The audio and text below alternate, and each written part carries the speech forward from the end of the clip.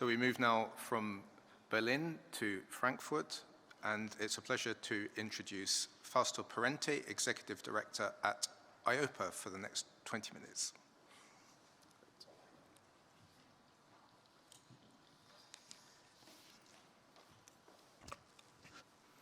Thanks a lot. Thanks a lot it's a pleasure to be here. It's also the first time that I'm in the PensionsEurope conference, but it's always a pleasure. Thanks to Matti, to Jan Willem, and thanks to the previous speaker for the excellent introduction to the topic. The topic of today's conference, as it was already said, is quite an important one, how to protect pension in time of turmoil, and we have heard the German approach right now. But this, as we know, this is a wider problem all over Europe, all over the world, actually.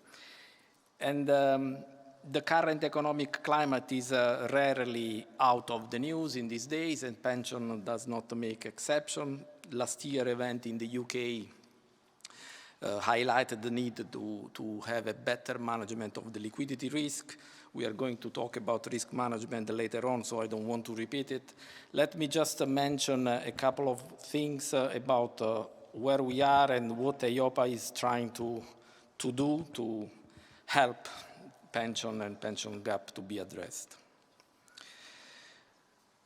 I am those who know me, I am an insurance supervisory guy. I changed a couple of, actually 3, 4 employer, but since long, when I joined the civil servant environment in the Italian supervisory authority, I worked there for long and changed the job, but within the same employer. When I meet young people, I always suggest to become a civil servant because I love working for citizens and for people. But I know actually that young people will be facing different working environment. It was mentioned, people nowadays are likely to really not follow my career path, but more changing employer many times in their life. Maybe they will be more self-employed, freelance. So nowadays we can expect that the work will be fragmented in different things. And of course, this will have an impact on the pension, is obvious. But how we work, how we fragment our career path will also have an impact on the capacity to retire. And we have seen how Germany, in a way, is a sort of well-placed country, and still they are trying to tackle the challenge.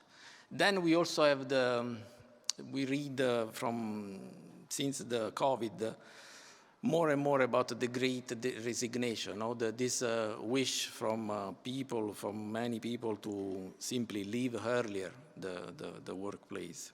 This also will have an impact on their pension pot at the end of the story. And we cannot forget, it was mentioned already, that in Europe our population is aging. We know excellently for us, people are living longer. People aged over 65 are growing in terms of number.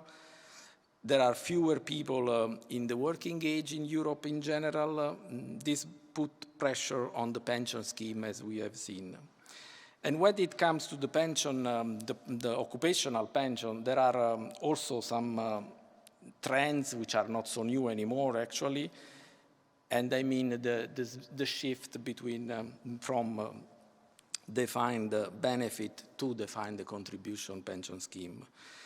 With this shift, of course, the risks and the responsibility will lie more and more on the members, on the beneficiary.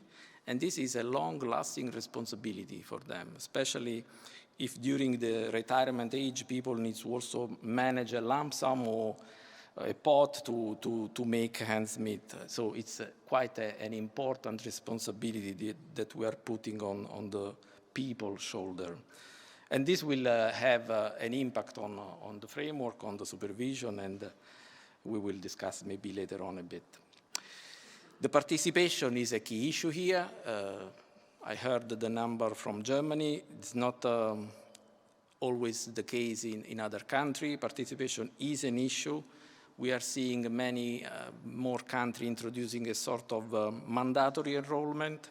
Ireland, for example, recently is introducing something like this, opt-in instead of opt-out approach. Belgium, Italy are also following a bit this some form of mandatory enrollment policies. This is key for people to be covered.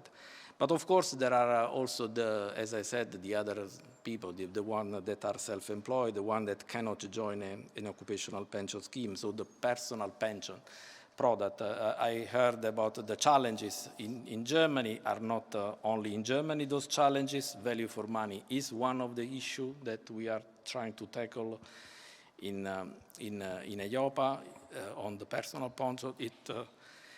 We worked a lot, as we know, on the PEP, but which is still to fly. Let me use this diplomatic way. One product is there, luckily, at least one started, but it's not what we were expecting, and we need to work on revising a bit. The framework is envisaged to adjust if it's needed, what is needed to adjust, because this can be a way to improve.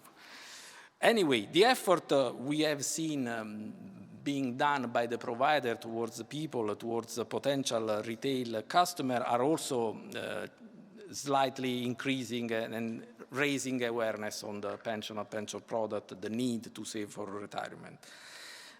I want also to mention the digitalization, which in a way helps also here reaching out to young people. It's of course bringing some risk, as we know, but there are still a good opportunity to reach out to more people, to make more engagement with the young guys, to tell them that it's time to start saving when they are young, not without waiting any longer. So we see slightly something moving, some more engagement, more encouragement to participation, which is what we deem as a positive development. But still, as we know, the pension gap persists. Last year, for those who know our consumer trends report, they are aware, we performed some survey. We interviewed 25,000 people just to have an understanding. Out of these people surveyed, only 18% in Europe, only 18% were paying a workplace pension. Only 20% had a personal pension product. Only 45% of those people believe that they would have enough money to live in retirement age. Almost one out of 5 people is at risk of poverty. And talking about diversity and gender gap, this percentage is much higher for women than for men for many reasons linked to the working experience. This is the environment we are living with, we are facing with, and this is what EIOPA is well aware. And of course, we don't have all the answer. Maybe no one has all the answer, but we can certainly provide some options, some advice, and this is what we are trying to do. Here, what we believe is still true is the old saying, knowledge is power, which is also very appropriate here. We need to first provide the savers with information, with the right information. We are aware that the people need to have a global understanding of what will be their retirement income, especially those people young now that will live with different employer, different career paths, fragmented career paths maybe. They need to have an understanding of globally what they can expect in retirement. This is why we looked at best practices already some time ago. We provided the Commission with advice on the pension tracking system, a system which can give this global understanding to citizens. Of course, we also provide them with some, apart from technical analysis and roadmap, with some availability from our side to also work on it. And we are still available, of course. We need to understand if there is any political wish to continue on this. The pension tracking system cannot solve everything, I'm sure, but is something that if people have this understanding can unavoidably help them to be more aware and to save more and to decide for their best. Of course, this system cannot be built overnight, so we need to start working. They need some secure data, everything has to be done, of course, but it's a way that in our understanding can help providing the more information needed to people. The second area was mentioned also right now, the transparency of the cost. The cost is quite an important, I fully share the concern on the importance that not only personal pension, but also occupational pension, especially in this shift from defined benefit to defined contribution, enhance their cost transparency. People need to understand what they are paying for.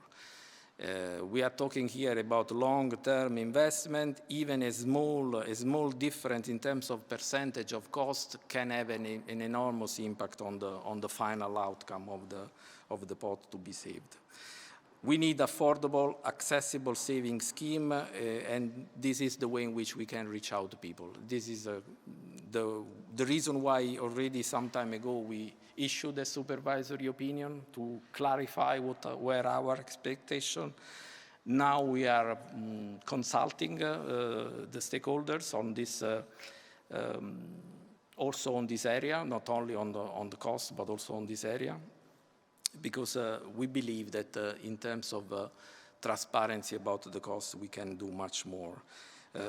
In our analysis, only 5 of our supervisory authority, member of the EIOPA, had in place already some good collection of data and cost and analysis. So it's to make sure that the pension scheme are run well. What is needed is also, as I said, a good framework and a good supervisory approach. In terms of framework, we are consulting on EIOPA. You know that we will also have a dedicated workshop before the closing of the date for your comments in general. It's of course too soon now to say anything about how we will finalize our advice, because this will come in October and a lot of work is still to be performed. But you have seen maybe in the public consultation document that we are touching upon a number of areas, starting from the governance perspective, because everything starts from a good governance perspective. We want to tackle the cross-border activities, which are still as the PEP, not flying at all in the pension area. And of course, we know the difficulty of the system, of the peculiarity of the different countries. We are well aware, but still we believe that the single market can be better exploited in the pension area. And of course, we need to work still on the information for the beneficiaries, like the pension benefit statement. This is the area on which we are consulting. I hope you will contribute to the consultation, so that we may count on your support in finalizing and taking the final decision. I can tell you that it's not an easy job to agree among the 27 supervisory authority in our board when it comes to how to revise EIOPA 2. So the more we will get input from your side on the different options that you have seen in our document, the better and the easier will be for us to conclude our work. So to conclude also my intervention, because I don't want to be too long, and going back to the theme of the conference, what is needed in this period of turmoil is always the same. A good framework, maintained and updated compared to the new challenges, and a good supervisory approach. And for this reason, we try to help all our members to cope with the additional challenges that are coming from the economic context, from the horizontal legislation that was mentioned also this morning as a new challenges, the complexity of the world in general. And this is where we make all our effort to have a pension which are really protecting people. Protecting pension also means protecting people, especially the vulnerable one at the end of their career or in retirement age. Thanks a lot. I'll stop here. Thanks, Liam, and thanks a lot.